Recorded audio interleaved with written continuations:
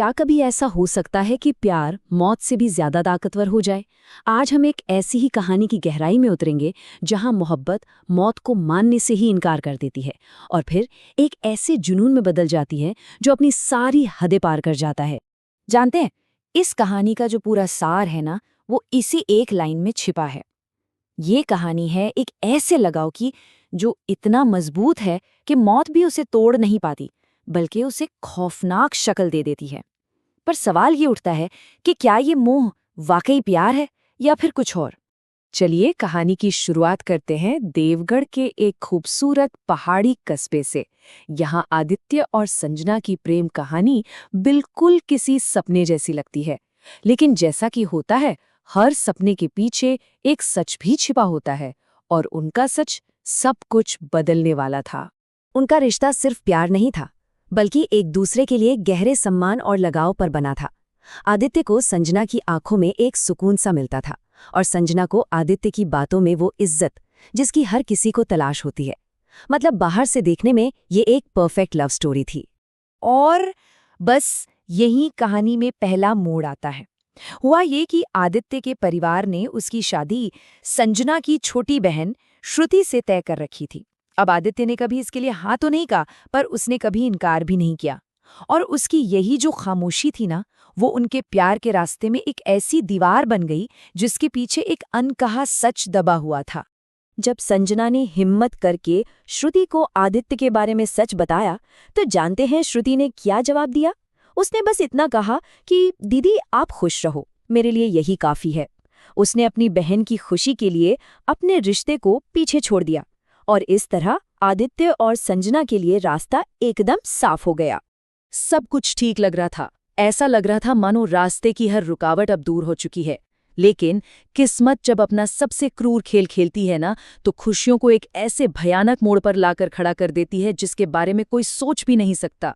उनकी हंसती खेलती दुनिया एक ही रात में पूरी तरह उजड़ गई। संजना की अचानक मौत ने आदित्य की जिंदगी में एक ऐसा अंधेरा भर दिया था जिससे बाहर निकलना नामुमकिन सा लग रहा था। उनका प्यार अब दुख में बदल चुका था। संजना का अंतिम संस्कार भी बिल्कुल नॉर्मल नहीं था और यहीं से ये पहले संकेत मिलने शुरू हुए कि कुछ बहुत गलत होने वाला है। कहते हैं उसकी आंखें खुली की खुली रह गई थी। चिता की आग ठीक से जली नहीं रही थी, बस सुलग रही थी। और भीड़ में लोग कानाफूसी कर रहे थे कि ये आत्मा मोह में फंसी है, ये शरीर छोड़ना ही नहीं चाहती। उसी रात आदित्य का सामना अपनी मरी हुई पत्नी से होता है। वो उसे किचन में खड़ा हुआ देखता है और पलक झपकते ही वो अंधेरे में गायब हो जाती है। आदित्य खुद से बस यही सवाल करता है, क्या उसने सच में संजना को देखा था या ये सब सिर्फ उसके दुखी मन का एक वहम था? अब आदित्य बिल्कुल अकेला पड़ गया था और ऐसे में सहारा बनकर श्रुति उसकी जिंदगी में वापस आती है। लेकिन उसके आने के साथ एक और वापसी होती है, संजना की, जो अब एक नए और कहीं ज्यादा डरावने रूप में लौट रही थी। उन दोनों का रिश्ता एक साझा दुख से पैदा हुआ था। वो एक दूसरे में सहारा ढूंढ रहे थे और उनके परिवारों ने भी उनकी शादी के बारे में सोचना शुरू कर दिया था। लेकिन शायद उन्हें ये पता नहीं था कि उनके घर में कोई और भी मौजूद था जो ये सब देख रहा था। और यहीं से आदित्य का शक और भी गहराने लगता है। श्रुति धीरे धीरे संजना की छोटी छोटी आदतें अपनाने लगती है।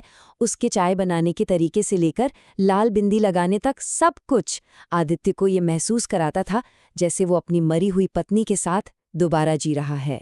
इसका एक पक्का सबूत तब मिलता है जब श्रुति एक ऐसी याद के बारे में बताती है जो उसकी हो ही नहीं सकती।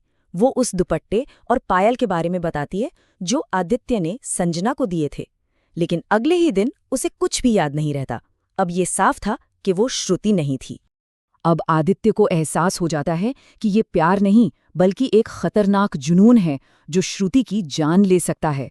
और वो फैसला करता है कि अब वो चुप नहीं बैठेगा, अब वो इसका सामना करेगा। एक दिन आईने के सामने आदित्य सीधे संजना को आवाज देता है और तब श्रुति के शरीर में मौजूद वो आत्मा खुद को संजना के रूप में जाहिर कर देती है। उसकी मुस्कान वही थी, पर अब उसमें प्यार नहीं, सिर्फ हक जताने का भाव था। संजना की आत्मा अब सिर्फ आदित्य के साथ रहना नहीं चाहती थी, वो श्रुति के शरीर पर हमेशा के लिए कब्जा करना चाहती थी। और जब उसने एक इंसान की बलि मांगी तो आदित्य के पैरों तले जमीन खिसक गई वो समझ गया कि अगर अब मदद नहीं मांगी तो वो श्रुति को हमेशा के लिए खो देगा। अपनी आखिरी उम्मीद लेकर आदित्य गांव के बाहर रहने वाले एक तांत्रिक बाबा सुदर्शन नाथ के पास पहुंचता है। बाबा उसे बताते हैं कि मोह में फंसी आत्मा सबसे खतरनाक होती है, उसे निकालना बेहद मुश्किल और जानलेवा भी हो सकता है। ये लिस्ट ही अपने आप में कितनी डरावनी है।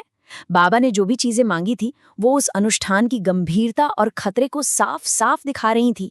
ये कोई आम पूजा पाठ नहीं था, ये तो जिंदगी और मौत के बीच एक लड़ाई की तैयारी थी। अनुष्ठान के सबसे मुश्किल पल में जब बाबा मंत्रों से उस आत्मा पर वार करते हैं तो संजना श्रुति के मुंह से बोलती हैं। उसकी आवाज में दर्द था, गुस्सा था और एक पागलपन वाला प्यार था। वो आदित्य को याद दिलाती है कि वो उसका पहला और आखिरी प्यार है और वो हार नहीं मानेंगी। ये एक भयानक आध्यात्मिक लड़ाई का अंत था। जैसे ही बाबा संजना के दाह संस्कार वाली मिट्टी आग में डालते हैं, एक भयानक चीख के साथ वो आत्मा श्रुति के शरीर को छोड़ देती है। कमरा एकदम शांत हो जाता है और श्रुति आजाद हो जाती है। कहानी तो यहाँ खत्म हो जाती है, लेकिन डर नहीं। वो आत्मा चली गई, पर अपने पीछे एक ऐसा खौफ छोड़ गई जो शायद कभी खत्म नहीं होगा। पर खतरा अभी टला नहीं था। बाबा सुदर्शननाथ की आखिरी चेतावनी आदित्य के दिल में हमेशा के लिए एक डर बनकर बैठ गई। उन्होंने कहा था, मोह में फंसी आत्मा कभी खत्म नहीं होती, वो बस सो जाती है और सही वक्त का इंतजार करती है। श्रुति शारीरिक तौर पर तो बच जाती है, लेकिन इस तजुर्बे ने सभी पर एक बहुत गहरा निशान छोड़ दिया है। घर बदल जाता है, रिश्ते बदल जाते हैं और उस रात की यादें एक अनसुलझे डर की तरह हमेशा उनके साथ रहती हैं। तो आखिर में ये कहानी हमें इसी एक सवाल पर सोचने के लिए मजबूर करती है। प्यार और जुनून के बीच ना एक बहुत ही बारीक सी लकीर होती है। ये कहानी दिखाती है कि जब वो लकीर पार हो जाती है तो सबसे खूबसूरत एहसास भी सबसे ज्यादा विनाशकारी बन सकता है। सोचने वाली बात है ना?